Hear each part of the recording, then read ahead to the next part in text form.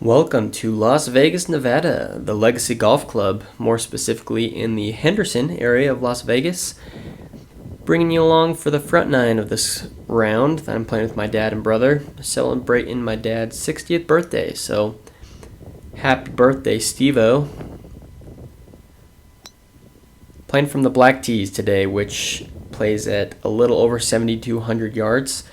I play off a 7.9 handicap index, so pretty far back, pretty long course for me, but you know what? We decided to give it a shot, see what we can do with it.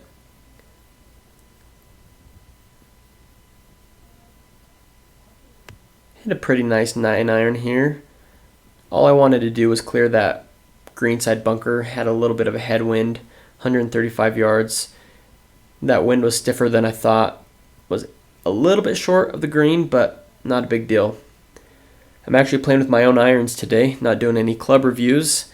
This actually is probably a good 1 year review of the Mizuno MP33s that I've been playing with for the last season.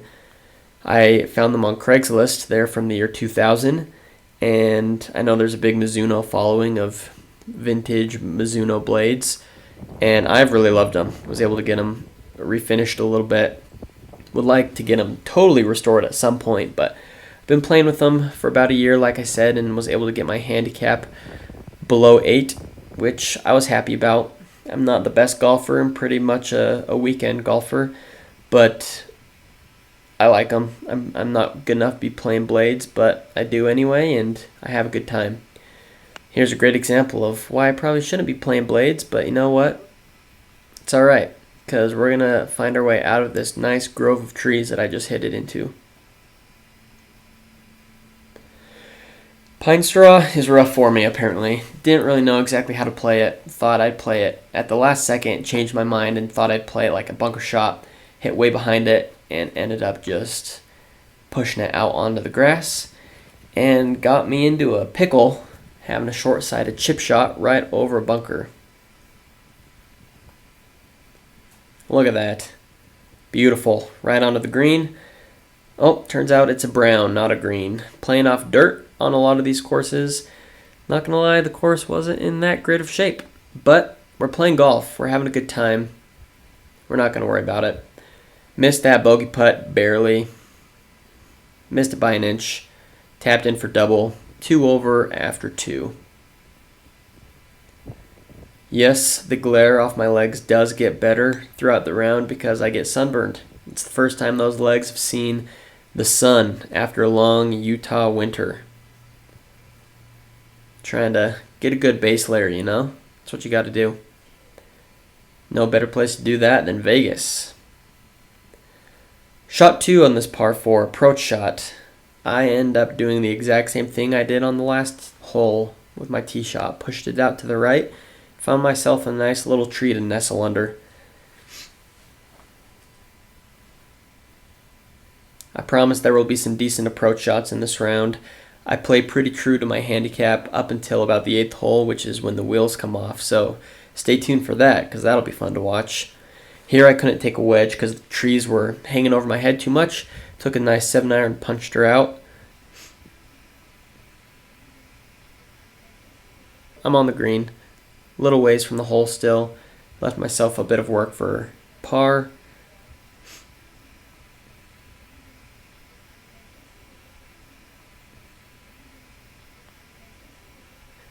So close, but lips out at the last second. Pops was kind enough to give that to me. Make the tap in himself. Because who knows? Very likely could have missed that putt.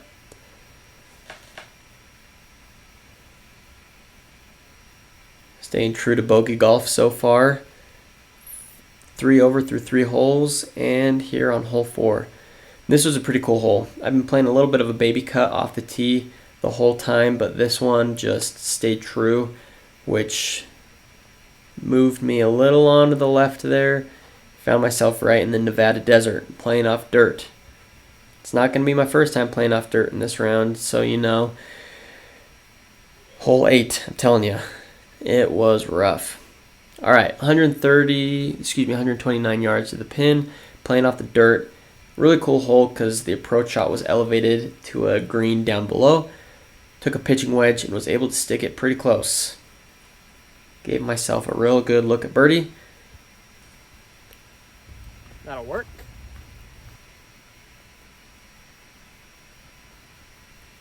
Alright, watch closely. This is my excuse. The ball's bouncing around. Bring, bring, bring, bring, bring. See, who knows? If it rolled true, maybe it would have gone in for birdie. But with where I'm at in my game, if I can get a tap in par, I will take that and run with it. Hole 5, if you look closely, you can see the Las Vegas skyline in the back. The stratosphere up there. Pretty cool hole. The black tees were way back. You can see in the little map, we're way back down by the last green. There's one on the right side. Avoided that fairway bunker, and watch how smooth this swing is. Laying up because I didn't have a good angle at it. Something about not having to hit a perfect distance that just makes me swing smooth. You know, not too worried about it, and the ball goes straight in the exact distance that it should. Slow is smooth, smooth is fast. Left myself a nice 100-yard shot. Should be able to stick this close, you would think. Hit my 53-degree wedge. I actually only play with 2 wedges. I play with a 53-degree and a 60-degree, and my pitching wedge, of course, so I guess 3 wedges technically. Didn't put this as close as I'd like. This right here is where amateurs differ greatly from pros. The long lag putts. Got to be able to put that right on the hole so you tap in for par. But knowing me, this is a little bit of a tricky putt, so got to take my time, and what do you know, I miss it for bogey. We are 4 over through 5 holes. I'm trying to remember my previous hole here. Take a nice smooth 7-iron like that layup shot I had on the last hole and hit it pretty well. Was able to find the green, not as close to the pin as I'd like, but we are putting for birdie, so you can't complain with that. Another long putt. Once again, thinking back to my last hole, trying to learn from my mistakes. Want to hit this lag putt just enough, just close enough to the hole where I can tap in for par. Want to give it a chance for birdie, of course, but don't want to leave it too long. This was a pretty short putt. You can't really tell from where the camera was set up, but after missing a tap in already, really wanted to take my time with this one. And when you play against your dad and brother, who are all very similar in skill, you gotta hole out every putt because it's pretty competitive with us. We keep track of every stroke on every round we play. When we play together, at least. Because you gotta know who's the best in the fam.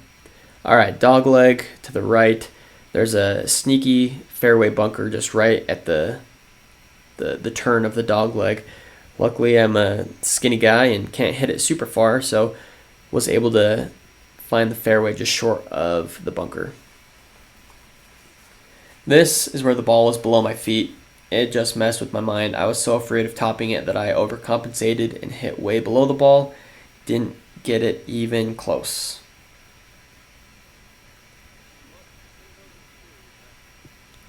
Nothing but ground.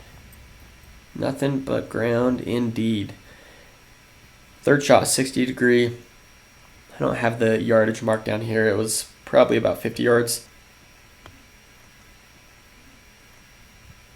Thought that'd be right on the money, but flew past the hole. Left myself a chip shot for par here.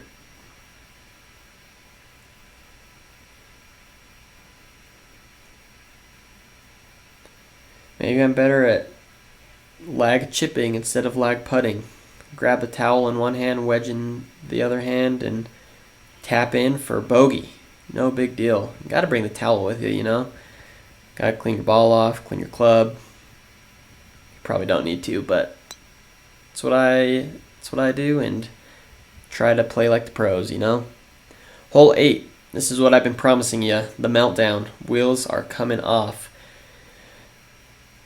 Opposite shot shape of what I've been hitting all day, as you can see, and I'm hitting it off the desert again.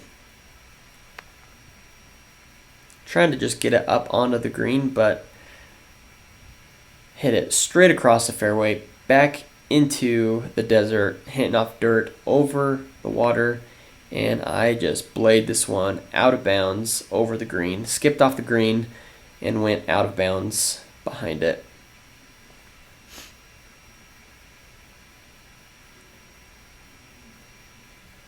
Take my second penalty on this hole, and chip shot. Maybe I'm not great at lag chipping because that one just died on me. Left me a long triple bogey putt. Not very comforting when you have a long putt for triple bogey. Sitting at 5 over for the round and managed a quadruple bogey. For those mathematicians out there, that puts me at 9 over for the round, and I'm trying to just get back on track here before we make the turn. Par 5, 543 yards, hit a great drive, which is a good sign after coming off a terrible drive. With the way I've been playing, I knew I wasn't going to make it to the green, so I had a target at about 185 yards out. Took a 6-iron, wanted to get it up the left side to give myself a good angle at the pin, and I rolled right through the fairway. In the rough, pretty good lie, no big deal, 60-degree wedge. Trying to just get up and down from here for birdie if I can, and end up rolling through the fairway, or not the fairway, rolling through the green. Stayed in bounds this time, fortunately, but hey, playing off dirt again. Somehow found a little patch of dirt, and I take back what I said. My lag chipping is not great. Although that one did take a pretty hard bounce off a bump. It was on a pretty good line originally, but I'm going to make as many excuses as I can because that's what we do, right? At some point, you got to realize it might not be the wand, it's probably the wizard.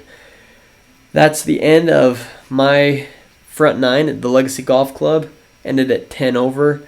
Not the best. But you know what? We had a good time.